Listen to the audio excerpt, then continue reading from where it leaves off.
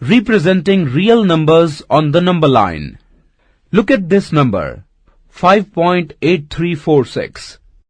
How can we represent it on the number line? Let's see. 5.8346 lies between 5 and 6.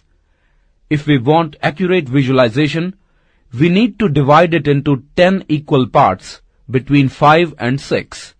And let us magnify there. 5.8346 lies between 5.8 and 5.9.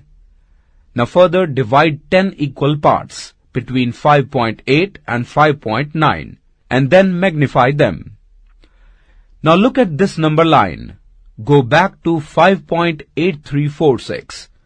It lies between 5.83 to 5.84. Repeat this process. Magnify and divide into 10 equal parts. Go back to 5.8346. We put the 3 decimal numbers on the number line.